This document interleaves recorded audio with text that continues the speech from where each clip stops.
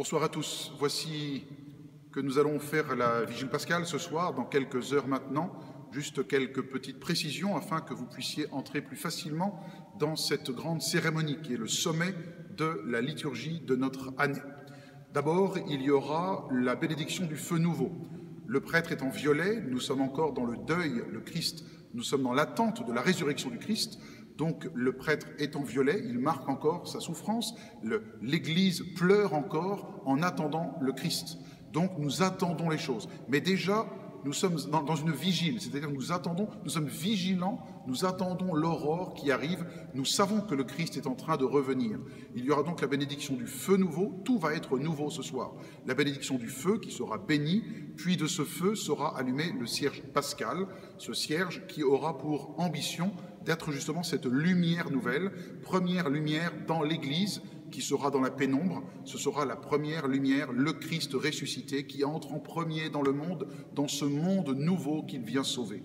Et il sera porté en procession, ce cierge pascal, puis sera vénéré, il sera chanté. Le diacre va prendre le cierge pascal et une fois après la procession, eh bien le diacre va chanter le cierge, va le bénir, va l'encenser et va le célébrer puisque c'est le Christ ressuscité qui est en train de revenir.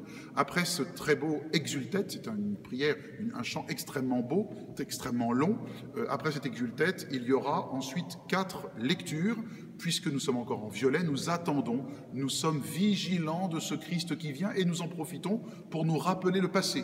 C'est pour ça que dans les lectures que nous aurons ce soir, il y aura d'abord la Genèse, c'est-à-dire la première création, puisque le Christ vient recréer le monde après son péché, cette première création, puis l'histoire de Moïse, l'histoire du peuple qui attend la résurrection, l'histoire du peuple qui attend d'être délivré à l'époque de Moïse, eh bien d'être délivré de l'Égypte, de la terre de l'esclavage, et puis évidemment avec cette lumière, ce parallèle qu'il y a nous, la terre de l'esclavage, c'est la terre du péché, et le Christ vient nous libérer de cela.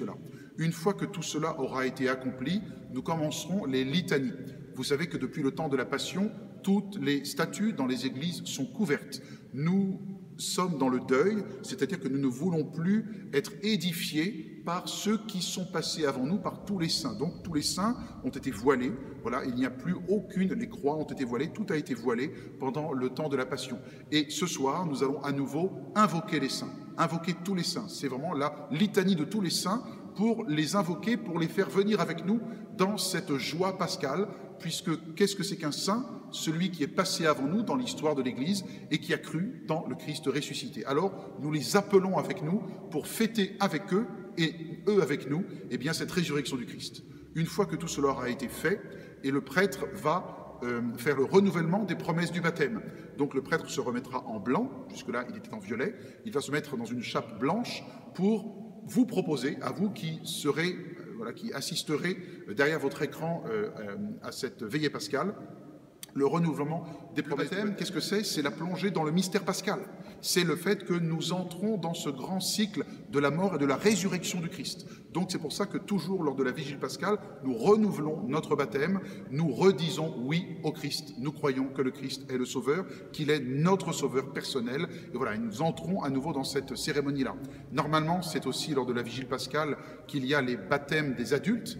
Hélas, nous en avions un qui était prévu, Léo, qui sera baptisé après le confinement, bien sûr. Nous ne pouvons pas le baptiser ce soir, mais cependant, voilà, ce baptême arrivera et nous prions pour lui. Après ce renouvellement des promesses du baptême, il y a la fin de la litanie des saints, et à la fin de cette litanie, le prêtre va partir à la sacristie pour se changer. La vigile étant achevée, le prêtre va prendre les ornements dorés, les ornements de la joie. L'autel qui jusque-là était encore camouflé, va s'illuminer. On va tout allumer peu à peu, des cierges, des lumières, des fleurs, pour préparer ce moment fatidique du Gloria. Le début de la messe va très vite, et puis le prêtre va chanter le Gloria. Vous vous souvenez, le Gloria n'est plus chanté depuis le début du carême.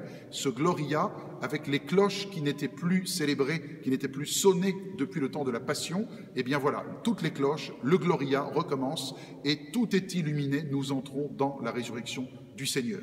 À la fin de ce Gloria, la messe continue, une très belle messe, très bien chantée, et à la fin de cette messe, il y aura le chant des laudes. C'est une liturgie particulière à l'intérieur même de la messe, il y a ce chant des laudes après la communion pour marquer que, eh bien justement, les laudes, c'est la louange du jour nouveau. Eh bien, ce jour nouveau, c'est dans la nuit que le Christ l'a accompli. C'est pour ça que nous chantons l'office de laude à l'intérieur même de la messe. À la fin de la messe, une simple bénédiction et nous retournerons chez nous, vous, le cœur en paix, et le nôtre aussi, d'avoir partagé ce grand moment de la nouvelle vigile pascale. Que Dieu vous bénisse.